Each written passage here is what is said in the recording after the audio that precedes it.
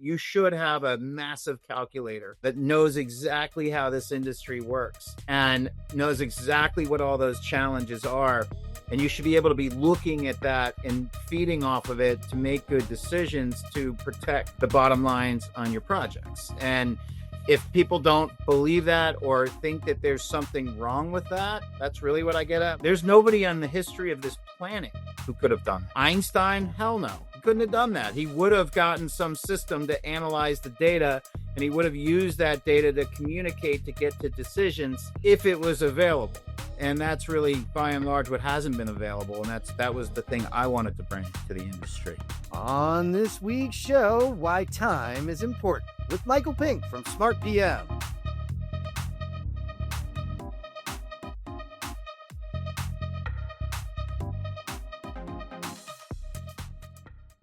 All right, Michael, it's just the two of us today, trying to get this in before you get traveling and I get traveling and get out there. Where are you currently, although you probably won't be there for very long after we're done recording? In Nashville, but I'm coming from Atlanta. Actually leaving to go to Nashville tomorrow for Autodesk University. So that's what I'll be doing there. But right now, sitting in the South Atlanta right now, it's real warm. And starting to see some color in those trees, though. Hey, we're getting towards the fall, about the time I want to head to Atlanta. Not quite yet. Give it about maybe a month and a half. Then I'll come see you in Atlanta. So if anybody wants to see it, we'll see you then. We were just talking about it before. Like, Atlanta's like this little, construction technology center that people aren't noticing. We're starting to see offices and stuff pop up there. So excited to have you join us. And hopefully people will see you in Nashville. This will be after the episode. But, hey, it's only a week after the episode. So, hopefully you saw everybody. Yeah, thanks for having me today. Looking forward to the conversation. Yeah, I'm excited. A repeat guest. We always love those repeat guests. So before we jump into the episode, though, you guys know the drill. And I'm seeing this. So I'm going to keep doing it. Follow us on YouTube, youtube.com/@the ConTech Crew. Subscribe, get the shorts, tell us how we're doing, drop a few comments. I read those. Probably shouldn't, but I do. And follow the crew and me on LinkedIn along with our guests. We appreciate it.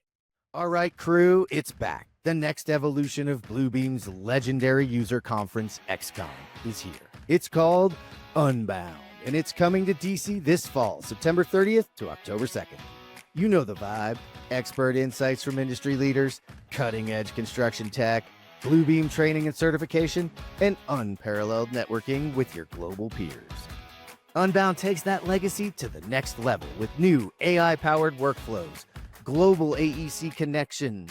But don't worry, they kept the free Bluebeam certifications. Keynotes from my hero, Duncan Wardle, former head of innovation and creativity at Disney, and Apple's legendary co-founder, Steve Wozniak. Use our exclusive code, UNBOUNDTHECREW, for a discount, and join us as Bluebeam evolves and leads the digital construction movement. Register now at unbound.bluebeam.com, and we'll see you there. Use code UNBOUNDTHECREW.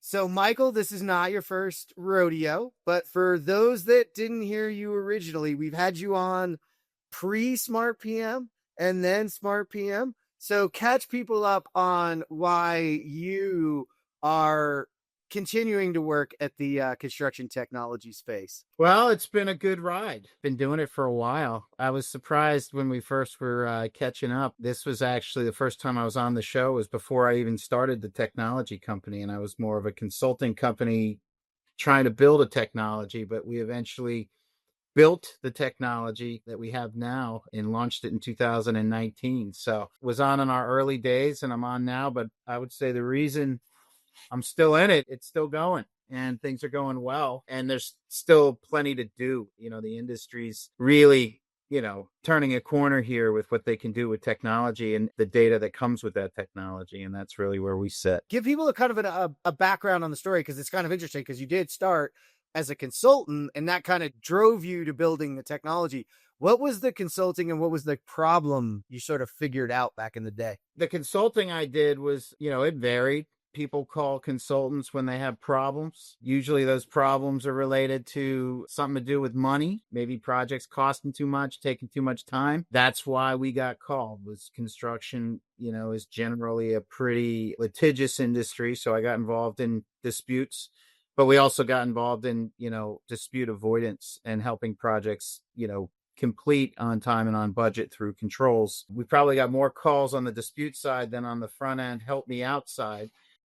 But what I noticed there was that, very many projects didn't seem to have the right level of understanding behind their data. And I was usually asked to help make sense of that data for whatever situation they were in. And I would say by and large, most of the work we did were owners being worried that their projects were going off track and contractors, being worried that they'd have to fund delays. And that would usually result in a claim. But what was most unique to me was that I was getting called in as a person who never lived the job and having to explain what happened after the fact, or even midway through, was after 50% of progress where we are headed. And it was surprising to me that I was being asked to do that, because you would think that in construction, big $100 million, $500 million projects, they wouldn't go off the rails to the level that they were, to a point where it made sense to hire a team of consultants to come in. So the problem I was really solving was making sense of history and information to help people use it to their advantage. And in that day and time, it was pretty disparate information sources. It's a heck of a way to put a story together. Those were, there's so many people that started their journey in construction technology just facing that problem. Like, I just want to see a detail from an install that I can't find. Okay, that's why the photo apps were started. There's so many of those things that were an impetus. When you were putting those stories together and putting that data together, I focused around a few things for you, which is why we had a little fun with time. How did you see all that swirling together and focusing? Getting into the industry, right out of college, I just didn't seem to know what to look for. Every assignment was a little bit different. But after, a few years doing forensic analysis, being asked to do forensic analysis over and over and over, I found that there was usually a pretty big delay component that contributed to overruns. And we'll call them delays on the end date or inefficiencies throughout, which usually resulted in the lion's share of, monetary overruns. Got me into, well, let's figure out what happened to all that time, or let's figure out where those inefficiencies existed. So I was an industrial engineer.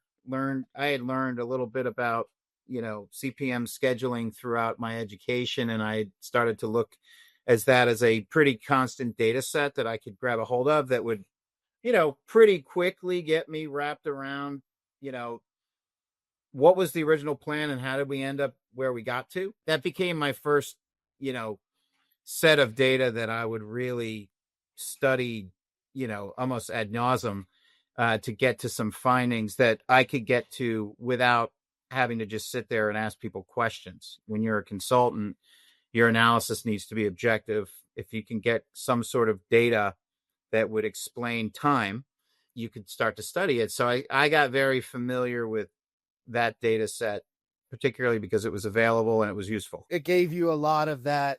I remember, not being from the industry and joining this industry and sort of learning. And one of my first teachings by one of my buddies was that there's like this bell curve of rollout of jobs, right? There's the ramp up and it's slow, and then you start to burn and you come up and everybody's burning, and then you come down. He's like, so that's how it's supposed to look. Yeah. And he goes, but if you look at it and you graph it and it looks like a razor, it goes up, goes down, or like a saw blade, it goes up, it goes down, it goes up, it goes down, there's a problem and it's coming. And eventually what's going to happen is you're going to stack later on, and trade stacking and all that stacking causes more delays because you can't move around. You got a congested job site. So I had this very similar sort of introduction to early signals. So you went from, doing what you did and litigating and kind of helping forensically put the story together. Let's be frank, like this industry, all industries though, I say this industry like it's some bad thing. Like all industries do this, right? You have to experience a problem before you want to fix something. So, okay, we now know we have a problem. We figured out a way that we can identify that problem. Hey, let's get ahead of it and maybe look for those leading indicators so that we know jobs go off the rails for many, many reasons that are legit, supply chain issues, just weather. You can't stop the weather, right? Talk to me about that shift to proactive and how people sort of took to that. And I think that led to the progression of creating the product in the end. The first thing that, really kind of grinded my gears, we'll call it, right? What was I sitting there doing? I was getting pulled in after the fact, and I'm sitting there having to go back to the beginning, right? So that was number one. I was wondering, like, why are we 80% done, and why are we now talking about millions of dollars? And why is the team fixated on the last 2 months causing those problems? Whereas every time I look at the data, I can see the problem unfolding throughout all of construction. And then when we put together an analysis, we're not looking at the last 2 months. That's pretty much what's caught in the mind at the time. And really the story started unfolding way before that.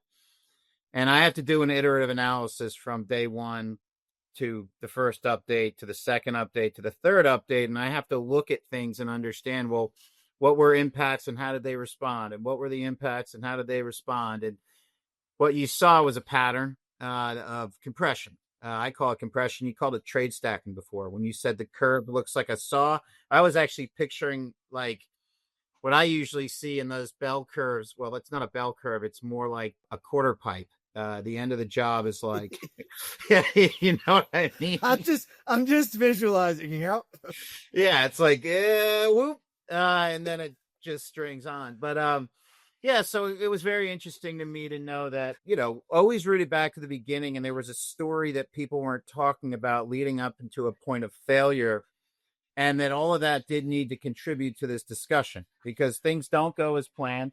Yeah, so all the problems were starting in the beginning and, people were responding to them. There was an inflection point where the project had gotten so compressed, even before the point in time that we're talking about, where it was very, very arguable as to was the schedule even feasible? What was the true critical path? There was just so much history involved that I saw, problems mounting and nobody talking about until it was too late. Knowing that I was doing this in real time, or knowing that I was doing this forensically, but had I been doing it in real time, I always knew there's a lot I could do with this information if I was on the job. That's where you get into more of the predictive analytics, and that's a whole nother piece of what we built into our platform. So my goal was, my question was, why are we not getting brought in earlier to manage all of this risk?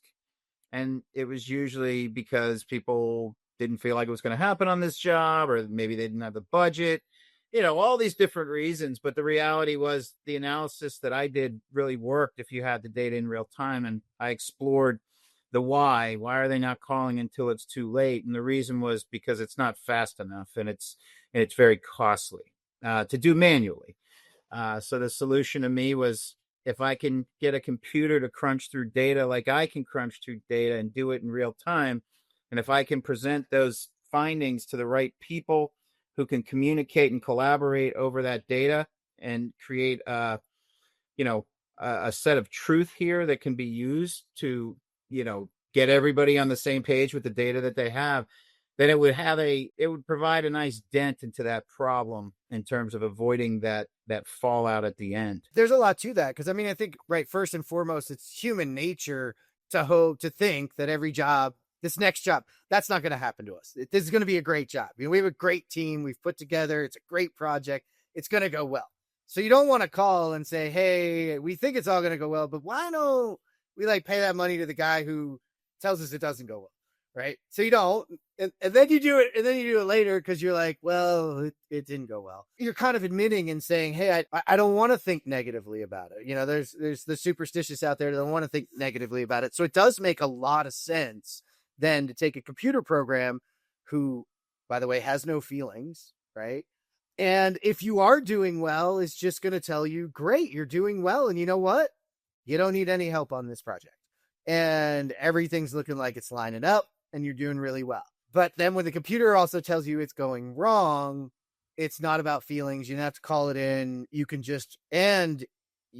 pretty much react to it in real time. And so tell me, this was the impetus of SmartPM, right? That's the name of the product these days. It's called SmartPM. And what is it doing programmatically that you were doing manually before? It's Michael's brain in the computer? Well, it's interesting because I initially thought I would create a software that did things programmatically, in terms of looking at performance and delays and changes and doing some predictive analytics going forward. And that was the original intent, was to just automate what I did. Well, one of the things I learned early on in our journey was that the data was pretty bad. So the analysis that I was doing was generally flawed as an individual. In the tools that I was using, and there was some back then, there was like Acumen Fuse and Claim Digger, and they all did little parts and pieces. I used spreadsheets a lot of different manual analytics. But what I found was, if we want to do this right, we've got to put some controls in place around the schedule data. Quality of schedule is important to get to good, truthful float values and truthful critical and near critical paths. And that's the whole centerpiece of this analysis that I do, is looking at all of that data from update to update. But if the schedule's broken from the get-go, then all of the analysis is going to be flawed throughout. So I sort of backtracked and built out a schedule quality analyzer, just to make sure that the values that we were calculating were trustable. So that would be, I always call it the tip of the iceberg, was making sure quality was there and putting some controls in place, and then enabling the user to then adhere to a certain level of controls and quality in the data and the process. And then we would get good analytics on delay. Each iterative update, we look at performance. We look at performance of the subs. We look at delays. Then we look at, at that period of time where that schedule was, updated. Well, what usually happens is changes happen because delays were happening, but nobody routed the delays to the changes. So we did. We said, okay, so delays have happened and now we've made changes. And then that's putting a certain plan going forward. And we started to study feasibility of plan going forward using historical information to determine if, the schedule is starting to get, I always call it overly optimistic or aggressive, which over-optimism bias is a huge, I would say, problem. You touched on it before. Nobody wants to hear bad news. We just want to keep forging ahead. That is a necessary thing in construction, to have that attitude, but it can be detrimental too. And what we want to do is sit in the middle of that and provide insights so that you don't get caught off guard with over-optimism to a point of failure. So that's really what we've had to do with the product ever since we got started. Was we got the data, we automated a bunch of things, but then we saw a lot of real problems that we needed to focus in on, like data integrity, scheduling integrity, getting accurate information, putting the right controls in place. And now we feel as though it's a fully rounded solution that really does align with how project controls operates at a business. They are there to be guardrails around, the data, as well as being, understanding that data to constructively influence the outcome of the job. And now we're just removing the manual side of the process.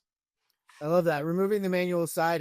And I like that you hit the over-optimism bias. That, I kind of referenced it a little bit as well, but like, again, people think this is like a construction problem. It is not a construction problem. Like, any estimate, any project. I mean, I've read a couple of books about this, that we inherently as humans have over-optimism bias for a reason, because all the way back to when we were coming out of caves, we never would have left them if we didn't have an over-optimism bias that we were going to be okay. What do I mean to people today not thinking about getting out of a cave?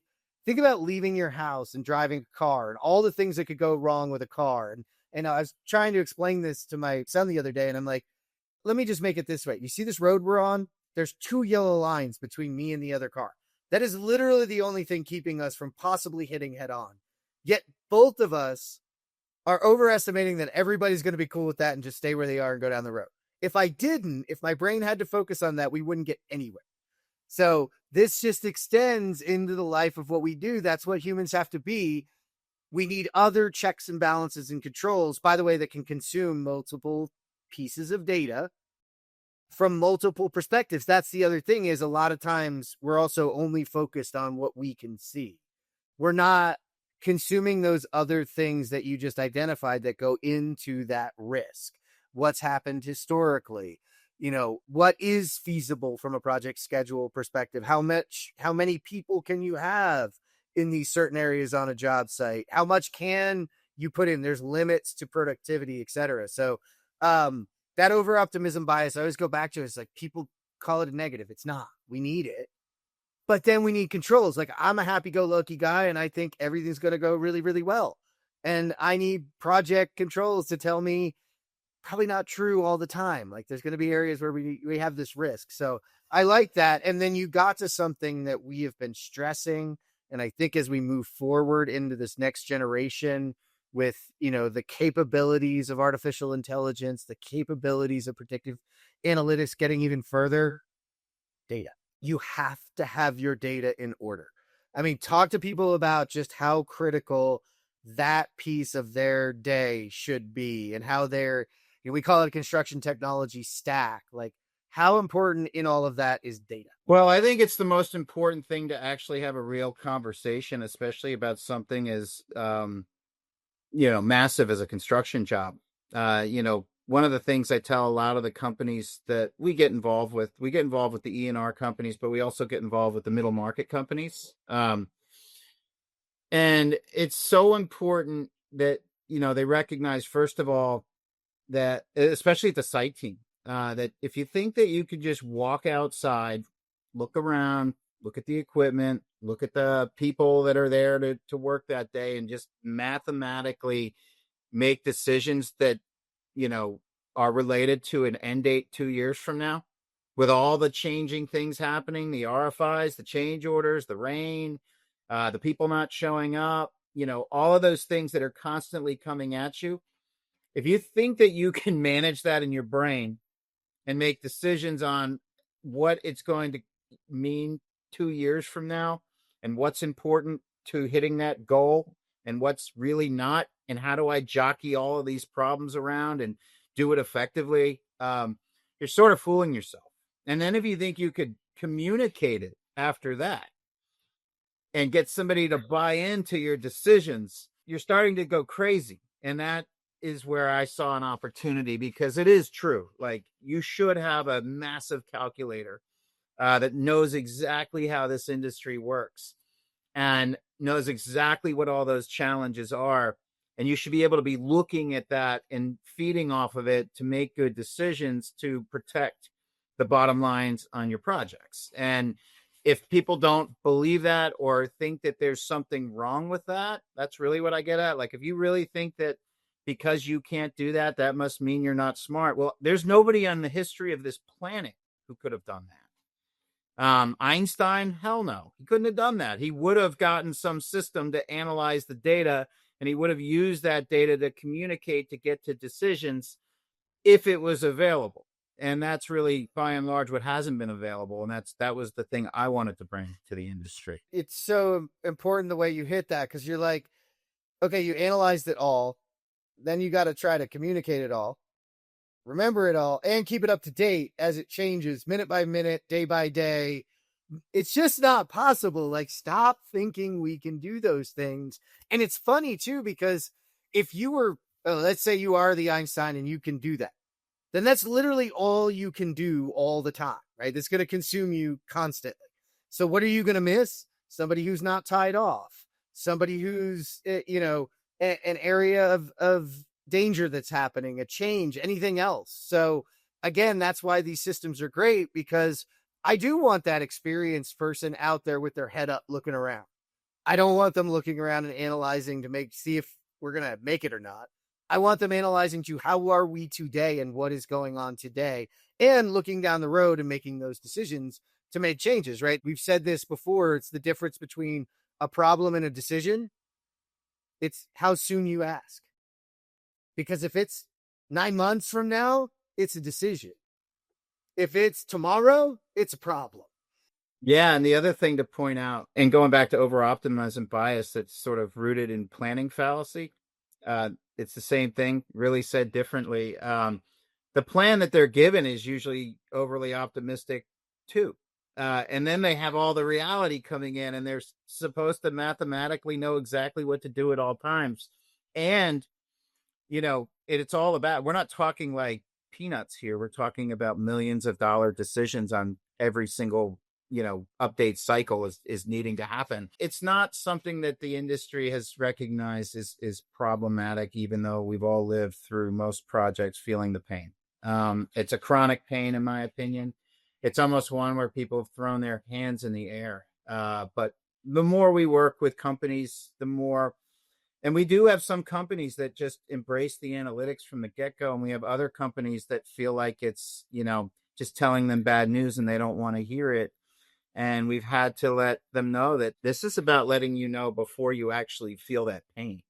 It's like a little bad news here and there is manageable, but waiting until the end, till your company is so pissed off and the owner's pissed off and everybody's pissed off, is not what you want. So a little bit of proactive analytics goes a very long way. And those PM supers, that information allows them to make little adjustments to make those big problems not so big. And will there be a problem or two still? Yeah, sure. That's the way it goes, right? That's why we say so much that construction, folks are problem solvers.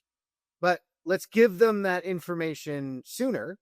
And let's also, and I'm guessing, you kind of inform from historical information as well. Like, that's also the power of, this bias, is that, again, to go into the mind, I mean, I was talking to somebody once about COVID, and my brain even let me say, oh, do you remember those days when it was quiet and nobody was driving on the roads and you could sit out on your porch and wave to your neighbor, but you couldn't go near them? And I was like, wasn't that relaxing? And I'm like, no, it wasn't. I was worried that we were in a global pandemic, that jobs and things might collapse, but all my mind can remember is how relaxing my porch was that day. Of course it is, again, because that's the way your brain works. It's got a bias towards the good part of it. So we're going to stick there. And I like that you went to the planning fallacy, because, gosh, I would love to see us use data to adjust the planning fallacy in the end and get it out in front of the initial scheduling, the initial planning. Like, I feel like if we could get all of that valuable data and valuable historical information to the earliest phases and implement it and integrate it into what we're doing, like, we could open up a larger truth to how we can deliver. Because, again, risk is about predicting. Yeah. It's about predictability. Reducing risk is creating predictability. It's creating certainty. It's one of the reasons I can't stand these, the tariff issues we have right now are focusing us on uncertainty, right? That's the thing that construction hates the most, is uncertainty. We need certainty. It's the same in a schedule. So I would love to see us take this data and take this information, get it to the earlier part, and start to remove some of that fallacy through data and through historical evidence. And that actually is going back to your conversation about AI and data. We had to go through an order here, right? Like I mentioned before, a lot of the data wasn't good enough. A lot of the processes were broken. I've said scheduling is broken for years. It's broken in a lot of places. It is somewhat manageable, but if you want to use AI on scheduled data, you have to be building good quality schedules, updating them regularly, and making good decisions on that data. So in any regard, using AI, it's only as strong as the data. And if we look back at the industry and the integrity of the data, I think AI could be a little bit ahead of what it needs to be in terms of actually maximizing the use of data. And that's the first problem that needs to be solved, is putting guardrails around the data and the process of collecting data, and then utilizing AI on top of that. We did, in fact, bring out and have to leverage AI to correct historic schedule data, look at how things panned out and then go back to the beginning of the project, reset the schedule data to actually learn from it so that it could be utilized on other types of projects. But that's a work in progress that's sort of been happening behind the scenes over the years. But it's nothing that would ever feel comfortable with just throwing out there and saying, here, throw AI on all your old data and it'll tell you everything you need to know. It'll tell you all the things that you thought were true, but weren't actually true. And you're going to try to apply them again in the future. And that's what we're trying to course correct with a lot of our customers, is let's clean the data and then let's use the data, and then let's leverage AI to use the data. And that's really what we've been focusing a lot on this year. Another thing that we've been focusing on is bringing in additional data set. I think that schedule found is a very good foundational, I call it the vehicle for analytics. But again, going back to what I used to do is I'd have to learn about the project through the schedule. I'd have to find all the problems through that ultimately drove cost, right? Through time. And then I'd have to go back and understand the why. And that was change orders, RFI, submittals, weather. And then I'd have to then look at the correspondence, which now it's all embedded in these PM systems. So that's the next layer that we've added on top is, okay, now we can use AI to associate information to schedules as we're understanding what's going on. And then we can bubble that up and understand what are the biggest risk drivers, on the day-to-day stuff. And then the last place that we're focused on, and that'll be towards the end of this year, is now digging into cost and resource analytics and pulling that from additional data sets. So my whole goal is to create one central location for, all of your most important analytics and have some controls around it to make it effective, which I think, a lot of companies are trying to do this, but it's not that easy. I can tell you that. But there's the building of a schedule analytics tool at the foundation that works, associating the right information to your projects, and then looking at that in a silo, and then looking at it across all your projects and doing it in a normalized format. Those are the things that SmartPM is doing. That's the interesting thing is, again, I like you are built on a schedule foundation, and foundationally that's where you're focused, but you're not creating the schedule, right? You're consuming it. You're a data consumer. And that's what I think makes you different than those other platforms where they're trying to do it. And this is where I'm this ecosystem focused person, because I think do that in your PM systems, do that in the places that were built for that, and really, really focus on making sure it's all happening in there, right? So if you're using a Procore for your, change orders and your RFIs and your PCOs and other things, make sure it's getting used and make sure your teams are using all of it. Because the big problem is when they're using a spreadsheet nobody knows about. So it doesn't matter how great what you built is, if they've got a spreadsheet where the true RFIs are going in or the true change orders are going in, and they're going to dump them in at the end, and you're not catching it in real time, you don't have the data. Your system cannot make up data, and nobody else's can. AI can't make that up. Maybe it can find it if it's in an Excel spreadsheet, but that's a pretty intrusive piece that's going to have to know a lot that I just don't think exists and is going to.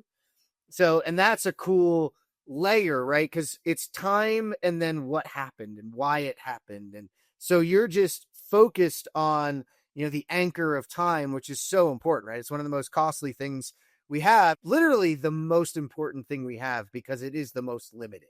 We can find more money. It's hard, but we can find people.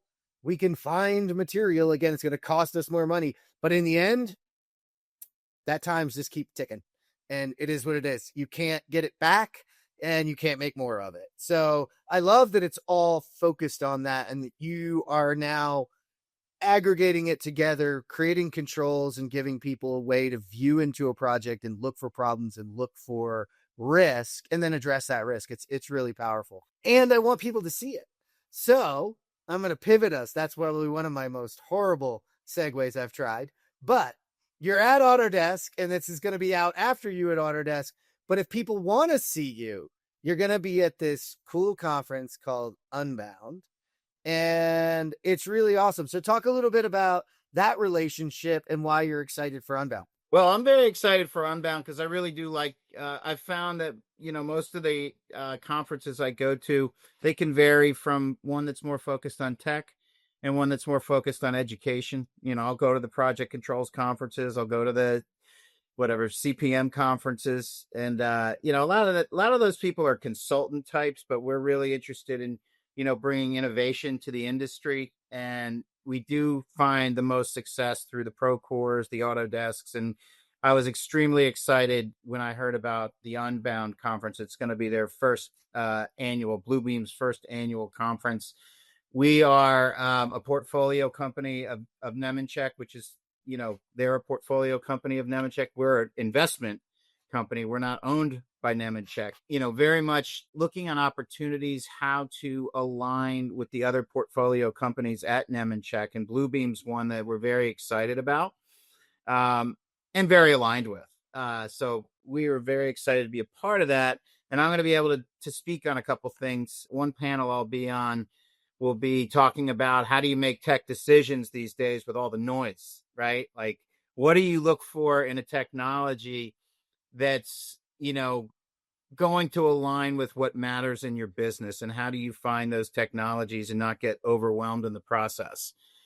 So that will be a good one, talking with, some leaders at, large construction companies, as well as leadership at Nemetschek, as well as leadership at some venture funds that will be a part of that. And then I'll also be conducting an hour and a half long scheduled boot camp. I know there'll be a lot of PMs and supers there. And we created something years ago as part of our business, because we knew that if you want to get the most out of your scheduled data, you have to understand the process.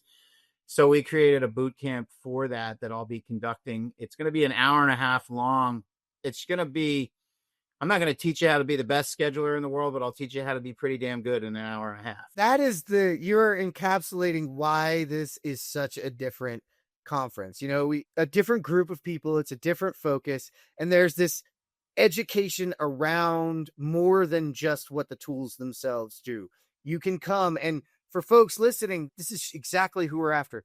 A PM that wants to get better at scheduling, someone new that's maybe doing other roles, wants to dig in and learn about the schedule itself, because time and schedule impact construction, constructability. They impact everything else that we're doing, quality, etc. It's all impacted by it, so you can come learn it. And there's so many sessions like that there. And then you hit it. Bluebeam is a Nemetschek company.